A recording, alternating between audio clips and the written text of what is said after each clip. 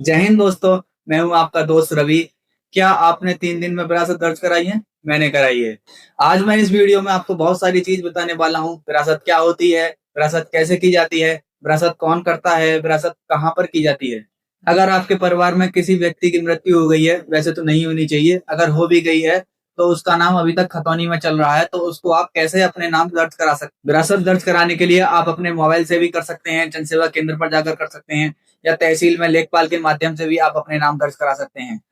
साथ ही मैं आपको यह बताऊंगा कि लेखपाल को अपनी रिपोर्ट लगाने के लिए कितना समय मिलता है, कानून साहब को कितना समय मिलता है, और आप सिर्फ 1 हफ्ते के अंदर अंदर अपनी विरासत कैसे दर्ज करा सकते हैं इतनी जल्दी, उसका भी तरीका मैं आज आपको बताऊंगा। तो वीडियो को एंड तक जरूर देखना। अगर आपने इस पेज को सब्सक्राइब नहीं किया है तो प्लीज सब्सक्राइब एंड फॉलो कर लें। तो सबसे पहले मैं आपको बता दूं विरासत क्या है। दोस्तों, जब किसी भूस्वामी या खातेदार की मृत्यु हो जाती है तो उसकी जमीन का स्वामित्व कानूनी वारिसों के तौर पर उनके नाम दर्ज करना, इस प्रक्रिया को विरासत कहा जाता है। दूसरा पॉइंट है, विरासत दर्ज कब होती है? जब किसी खातेदार की मृत्यु हो जाती है और उसके कानूनी उत्तराधिकार मौजूद हो। उत्तराधिकार अपने नाम दर्ज कराने के लिए आवेदन करेंगे। जब तक विरासत दर्ज नहीं हो जाती तब तक खतौनी में मृत व्यक्ति का नाम दिखाई देता रहता है। इसीलिए जमीन के रिकॉर्ड को अपडेट करने के लिए विरासत दर्ज कराना बहुत जरूरी होता है। अब बात आती है विरासत के लिए आवेदन आप कैसे करें। दोस्तों, विरासत दर्ज कराने के 2 तरीके हैं। पहला तरीका, आप अपने मोबाइल से खुद भी ऑनलाइन कर सकते हैं, या जन सेवा केंद्र पर जाकर आप ऑनलाइन कर सकते हैं।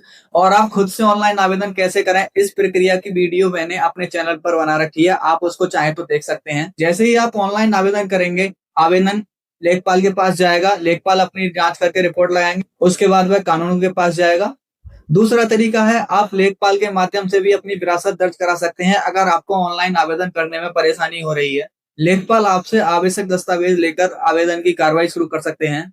अब बात आती है विरासत में लेखपाल को कितना समय मिलता है। विरासत में लेखपाल को अपनी रिपोर्ट लगाने के लिए जांच करके 11 दिन का समय मिलता है। उसके बाद वह कानूनगो के पास जाती है। कानूनगो को अपनी जांच या लेखपाल की जो रिपोर्ट लगाई है उसकी जांच के लिए 15 दिन का समय मिलता है। अगर आपकी विरासत के आवेदन में विवाद है या लेखपाल को ऐसा लगता है कि आपने कुछ तथ्य छुपाए हैं, तो लेखपाल उसको विवादित कर तहसीलदार के कोर्ट में भेज सकता है। अब सबसे जरूरी चीज है कि विरासत करने के लिए दस्तावेज कौन कौन से चाहिए। तो पहला है मृत्यु प्रमाण पत्र।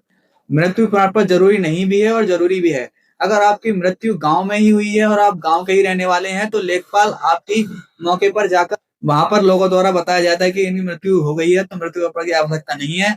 अगर वह व्यक्ति बाहर का रहने वाला है और उसने जमीन कहीं और खरीद रखी है तो वहां उसके लिए मृत्यु प्रमाण पत्र की आवश्यकता है। दूसरा डॉक्यूमेंट है आधार कार्ड। आधार कार्ड अब इसलिए जरूरी है कि आधार कार्ड में नाम कुछ और होता है और खतौनी में नाम दर्ज कुछ और हो जाए तो इससे बहुत बाद में परेशानी आती है। तो इसीलिए आधार कार्ड आप जरूर दें। तीसरा है वारिसों की जानकारी। आप अपने जो भी वारिस हैं उनको आवेदन में सही से भरें। अगर आपको जानकारी नहीं है तो किसी सही जानकार आदमी से पूछें, तभी आवेदन आप करें। चौथा जरूरी है मोबाइल नंबर। मोबाइल नंबर इसीलिए जरूरी है कि अगर आपने आवेदन में मोबाइल नंबर सही भरा है तो जब लेखपाल के पास आवेदन जाएगा तो लेखपाल को परेशानी नहीं होगी आपसे संपर्क करने में। आपको वह तुरंत कॉल करके संपर्क करेंगे और उसके बाद जानकारी सही होगी तो रिपोर्ट लगाएंगे। चौथा पॉइंट है भूमि का विवरण यानी गाटा संख्या। गाटा संख्या आपको इसीलिए स्वयं बतानी बहुत जरूरी है। कभी कभी देखा जाता है कि गांव में एक ही नाम पे 2 व्यक्ति होते हैं, तो अक्सर ऐसा होता है कि मृत्यु उस आदमी की हुई नहीं है और उसकी विरासत उसके नाम पर हो जाती है। तो कभी कभी आपने न्यूज में भी देखा होगा कि एक जिंदा आदमी स्वयं पेपर लेकर घूमता है कि मैं जिंदा हूँ, और उसकी विरासत किसी और के नाम दर्ज कर दी गई है, उसको मृतक दिखा दिया गया है। तो इसीलिए आप अपनी गाटा संख्या स्वयं बताएं। ये गलतियां इसी तरीके से होती हैं।